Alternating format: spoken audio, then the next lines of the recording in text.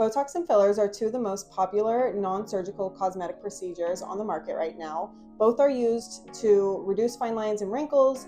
One is also used to replace lost volume in the face, but knowing the differences between the two are key in choosing the right treatment for you. Hi, my name's Ashlin. I'm a nurse injector at BeautyFix MedSpa on the Upper East Side in Flatiron, and today we're going to be talking about the differences between Botox and dermal filler.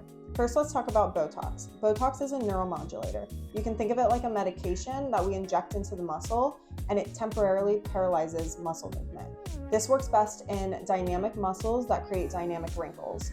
So we're able to smooth out the wrinkle by preventing the muscle from moving. So there's a few different types of neuromodulators. They're all just different brands that manufacture the same medication. There's Botox, Dysport, Xeomin, Jeuveau, and Daxxify.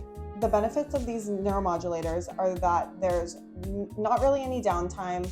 You start seeing results in a couple days, up to a week, and then at 2 weeks you see the full results. It typically lasts around 3 to 4 months, but the great thing about this is it can be preventative, so that if you start at a younger age, you're gonna age like fine wine.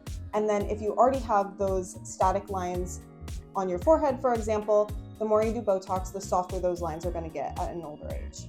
The most common areas we inject Botox are between the brows, on your forehead, and around your eyes, known as crow's feet. There are many other uses for neuromodulators. Come in for a free consultation and we can discuss the best use of this product for you. So now let's move on to dermal fillers. This is known for replacing lost volume and facial balancing. Dermal fillers are a gel-like substance that is injected underneath the skin. Juvederm and Restylane are two of the most popular named brands. These are made from hyaluronic acid, which is naturally occurring protein in your body. Dermal fillers work by replacing lost volume or filling in deep set lines, and then also for contouring the face. The most common areas we inject this are, for example, in the cheek to replace the volume loss, or higher on the cheekbone for structural support, as well as jawline and chin. We can also put it in the lips for hydration, and there are many other areas as well.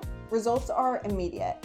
They tend to last around 6 months to 2 years, depending on the area the filler is injected, the product used, and also the metabolization in your body. Some things to consider with dermal filler is that some bruising and swelling can happen post-procedure. This also is a temporary procedure, unfortunately, so if you want to maintain your results, you want to come see us periodically. There are 4 brands of filler on the market right now. We already talked about Restylane and Juvederm, but there's also Radiesse and Sculptra.